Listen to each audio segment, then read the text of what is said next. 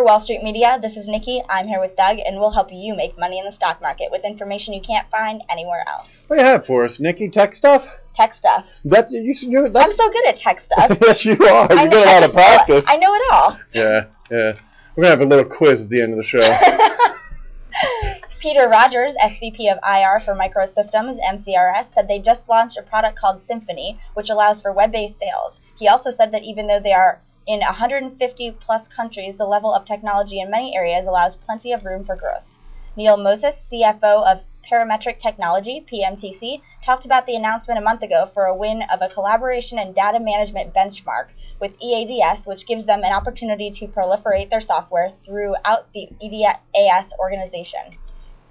Bryce Chacon, CFO of Salary.com, SLRY, talked about their plans to expand their HR footprint and addressable market size, including aggressive action in the UK with an expanded management team and selective acquisitions. Pete Norman, VP and CFO of Cordient Software, CHRD, talked about plans to continue its vertical market focus while boasting YTD bookings of $96.6 million and a backlog of $89 million. Honghu, CEO, and John Markovich, CFO of EMKR, talked about utilizing current products to develop market acceptance, create strategic partnerships, and develop and produce next-gen low-cost system technology for large volume development. David Hitchcock, CEO of Syniverse Technologies, SVR, talked about the renewal of a contract with Verizon, the future benefits of their new customer Alltel, and gave predictions of increased sales and improved service internationally. Matt Hale, CFO of Limelight Networks, LLNW, talked about business partnerships and the effects they will have on future growth, the increase of traffic volume, and recent and upcoming customer sales, and evaluated upcoming court sessions for the company.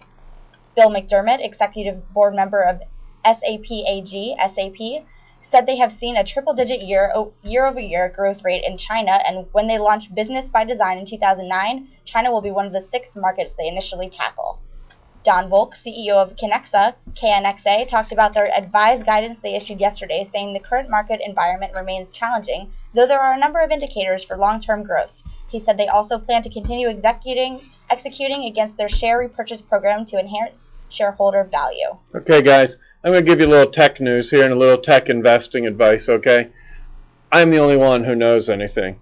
No one else does, okay? So listen to me. And me. I saw... You're very nice and cute. I saw an idiot, a mindless fool, this morning who is a hedge fund manager who manages $12.5 billion. So he may have some of your money, and if he doesn't, he may be impacting you. Okay? I couldn't get to the studios in time, right? My foot's hurt. I would have slapped him for you. He said, of course, all IT budgets are getting cut, so that's why Apple's down recently, right? And as everyone knows, no IT department in America has ever ordered an Apple product. They make their money from iPods they sell to small-minded children. Cisco is down quite a bit this week. Cisco just has new products. They own the internet universe, okay? They're not going anywhere. And all of these countries that you hear where everyone's saying you should put your money into them in Asia, the Middle East, they're learning what the hell the internet even is. And do you know what that requires? Cisco products. And they're down. Michael Dell bought $100 million worth of Dell stock last week, and they announced it this week, and the stock went down 6%. Let me tell you something. Here in the rational, logical universe, when the founder and CEO of the company buys $100 million worth of their stock back, right, where he's been famous over the years for diversifying, right? Right. That's a strong buy signal, okay? And he's got the new Mini coming out, and there's rumors that they're going to have a Dell phone coming out, which would be fabulous for those of us who are adults who don't use Apple products. And all of these things are strong buy news, okay?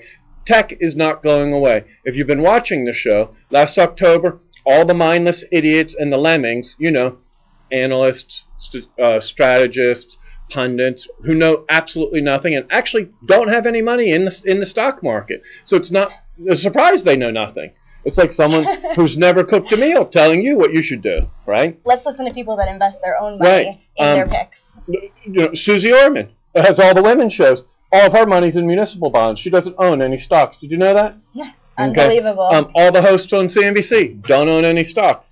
How can you take their word for anything? I've never cooked a gourmet meal. Would you like me to tell you how to cook a meal right now? Would you take my word on it? Or would you think that was stupid?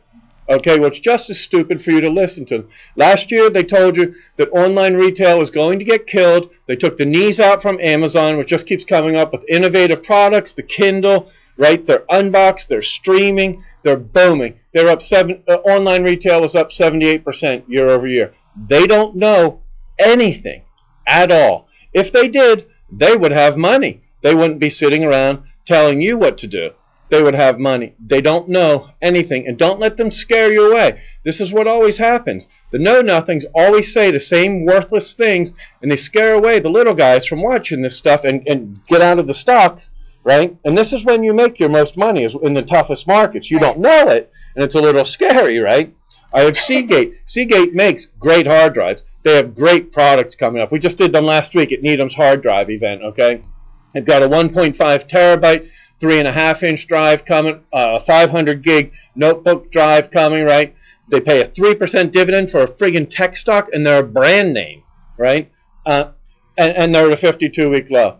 Let me tell you something. I am going to make another show a year from today and tell you how much money I made in Seagate, okay? Wow, all of these mindless idiots who don't have money in the market and don't know what the hell they're talking about are telling you, oh, there's not tech spending's going to be cut. There's no tech spending. Oh no, Seagate's coming. Yeah, I'm telling you, a lot of these companies are coming. Not all of them, right? In a tough market like this, it brings out the difference, and it'll show you good management, bad management, new products, good products, right? Good cost reduction efforts, right? Watching the bottom line, growing the top line still, and this is really when it'll get pointed out. But a lot of the good companies, and you decide who you think they are. I've decided who I think they are, and I've loaded up on them. And they're not going away, and I have a big mouth. I will be back and tell you exactly how much I made in all of these tech stocks. You can count on it. And I'll tell them too. I'd rather you were there with me, and we sat and joked about how much we all made in them, instead of you went, dag nabbit, I listened to that mindless idiot. And now look what happens. Yeah. We're here every day at Wall Street Media. You can find us directly at WSMCO.com. Thanks.